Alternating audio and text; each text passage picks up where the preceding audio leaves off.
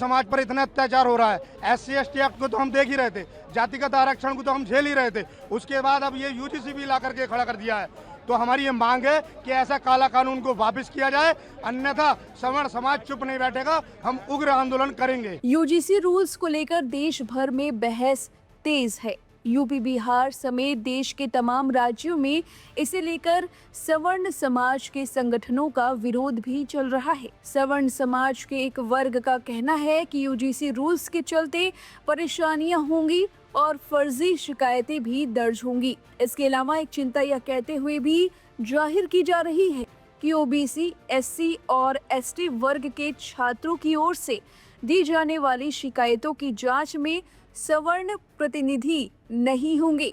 हालांकि यह पूरी तरह सच नहीं है। UGC रूल्स में शिकायतों की जांच के लिए समता समिति का प्रावधान है। सभी शिकायतों पर संस्थानों में बनी यह समिति ही जांच करेगी और इसमें सभी वर्गों का प्रतिनिधित्व होने की संभावना रहेगी। UGC की ओर से जो रूल्स दिए गए हैं उसके तहत समता समिति के पदेन अध्यक्ष संस्थान के प्रमुख होंगे। वही तय करेंगे कि समता समिति में कौन कौन सदस्य होंगे। UGC ने प्रावधान किया है कि सभी संस्थानों में समान अवसर केंद्र होंगे और इसी के तहत समता समिति बनेगी। इस समिति का समन्वयक पदेन सचिव के रूप में काम करेगा। इसके तहत किसी स्थायी प्रोफेसर या फिर वरिष्ठ फैकल्टी को ही शामिल किया जाएगा जिसकी वंचित समूहों के सामाजिक कल्याण में रुचि हो। इस समिति के पदेन सदस्य संस्थान के प्रमुख यानी डायरेक्टर, वाइस चांसलर आदि होंगे। इसके अलावा सदस्य के रूप में 3 प्रोफेसर या सीनियर फैकल्टी मेंबर शामिल होंगे। संस्थान का एक नॉन टीचिंग स्टाफ भी इसका सदस्य रहेगा। पेशेवर अनुभव रखने वाले समाज के 2 प्रतिनिधि भी इस समिति में सदस्य के रूप में शामिल किए जाएंगे। एक अहम बात ये भी है कि 2 छात्र प्रतिनिधि भी इस समिति का हिस्सा होंगे, लेकिन उन्हें विशेष आमंत्रित सदस्य के रूप में शामिल किया जाएगा। इस समिति में अन्य पिछड़ा वर्ग, अनुसूचित जाति, अनुसूचित जनजाति, महिला और दिव्यांग का प्रतिनिधित्व जरूरी होगा। इस तरह 10 मेंबर में से 5 सदस्य ये होंगे। महिला, दिव्यांग किसी भी जाति के हो सकते हैं। 5 सदस्य अन्य, इसके अलावा 5 अन्य सदस्य किसी भी समाज से हो सकते हैं। इससे स्पष्ट है कि सवर्ण समाज के प्रतिनिधि भी समता समिति का हिस्सा बन सकते हैं। यही नहीं, महिला और दिव्यांग की जो बात कही गई है उसमें भी जाति या वर्ग विशेष की बाध्यता नहीं है। हालांकि ये सब अध्यक्ष के विवेकाधिकार पर होगा कि वह किसे शामिल करते हैं और किसे नहीं।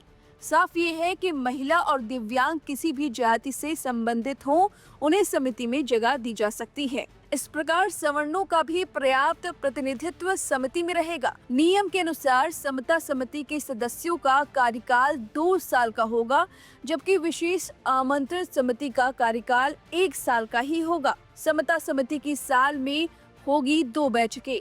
हर केस की देखेगी रिपोर्ट। इस समिति की साल में कम से कम 2 बार बैठकें होंगी। इसके अलावा विशेष आमंत्रित सदस्यों को छोड़कर कोरम में कम से कम 4 लोगों की मौजूदगी रहेगी। समिति की अर्धवार्षिक बैठक में बीती छमाही में आए केसों और उनकी प्रगति पर बात की जाएगी। इसके अलावा अन्य समितियों को भेजे गए मामलों की भी समीक्षा इन बैठकों में ही की जाएगी। UGC रूल्स के खंड 6 में समता हेल्पलाइन का प्रावधान भी रखा गया है। इसके तहत समता हेल्पलाइन 24 घंटे कार्यरत रहेगी। किसी भी समय इस पर शिकायत की जा सकती है। इसके अतिरिक्त भेदभाव की सूचना देने वाले व्यक्ति को अधिकार होगा कि वह अपनी पहचान को गोपनीय रखे। तो इस तरह से जो बातें फैलाई जा रही हैं कि समिति में सवर्ण समाज का कोई भी सदस्य नहीं होगा, ये सिरे से ये रिपोर्ट खारिज करती है। विरोध हमारा ये है कि कानून ऐसा बनाइए कि सब समानता के अधिकार में आ जाएं, ना तो किसी पे प्रेशर हो, ना किसी के अंदर डर हो कि हम अगर सही भी करें तो उसका हमारे ऊपर कोई गलत असर ना हो। और हम अपनी सरकार से भी यही चाहते हैं, इस सरकार में अगर SC ST OBC वाले भी कार्य करते हैं तो इसमें एक सामान्य वर्ग भी कार्य करता है, तो सबके हित में देखते हुए सरकार को निर्णय लेना चाहिए और ये बिल वापस लेना चाहिए। अगर नहीं होता तो आप लोग की आगे रणनीति क्या होगी? आगे बहुत बड़ा आंदोलन हम लोग करेंगे और मैं खुद उस सरकार के खिलाफ हो जाऊंगी और मैं चाहती हूं कि जितना हो यहाँ के छात्रों की बातों को सुना जाए। पूरे भारतवर्ष में बहुत ही बुरा कार्य होने वाला है अगर ये बिल आगे के लिए लागू हो जाता है। लगता है सामाजिक समरसता भी खाई पटेगी दोनों वर्गों में। हाँ जी बिल्कुल, खाई पटेगी क्या, पट गई है भैया। आप खुद देखिए, अभी थोड़े दिन पहले ही आपने न्यूज देखी होगी कि एक भाजपा के मतलब लड़की बेटी है, उसके साथ ये कांड हो चुका है। लागू होने के तुरंत बाद ही ये कांड हो चुका है और आप खुद सोचिए जब भाजपा के लोगों के साथ ही ये काम होगा तो एक सामान्य वर्ग के साथ क्या हो जाएगा। आज जो ये हमने प्रदर्शन UGC के खिलाफ करा है, जो हमारे समाज के स्वर्ण समाज के युवा हैं, हमने बहुत सूक्ष्म में ये प्रोग्राम करा है और हमने आज यहाँ अधिकारियों को चेताया है कि अगर हमारी बात जल्दी से जल्दी नहीं सुनी गई तो हम आने वाले कुछ समय में जितने भी नोएडा के अंदर स्वर्ण समाज हैं, जितने स्वर्ण समाज के संगठन हैं, चाहे वो कर्णी सेना है, चाहे परशुराम सेना है, चाहे अग्रसेन सेना है,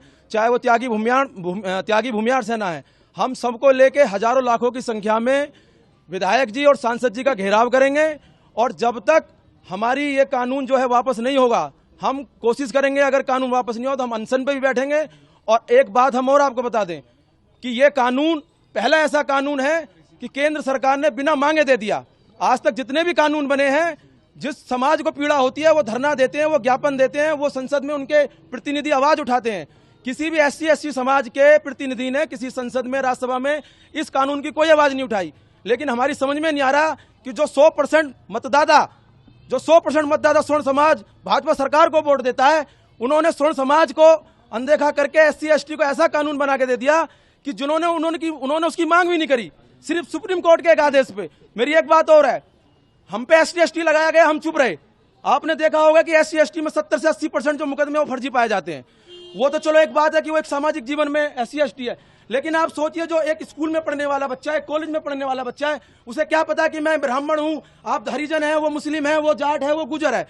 बच्चे आपस में कैसे खेलेंगे, बच्चे आपस में कैसे एक दूसरे का सहयोग करेंगे? इस हिसाब से तो बच्चे एक दूसरे को पढ़ने में स्कूल नहीं जाएंगे, कॉलेज नहीं जाएंगे। तो हमारी पुनः ये मांग है और हम आपको बिल्कुल मीडिया के माध्यम से चेता रहे हैं, अगर ये कानून जल्द से जल्द वापस नहीं हुआ, जो आने वाला संसद सत्र है इसमें इस कानून में संशोधन नहीं हुआ या वापस नहीं हुआ, तो हम नोएडा में लाखों की संख्या में स्वर्ण समाज सड़कों पे उतरेगा और विधायक और सांसद की आवाज पे घेराव करेगा। धन्यवाद। अब इस खबर पर आपकी क्या राय है, हमें कमेंट करके अपनी राय जरूर दें। बने रहिए लाइव हिंदुस्तान के साथ।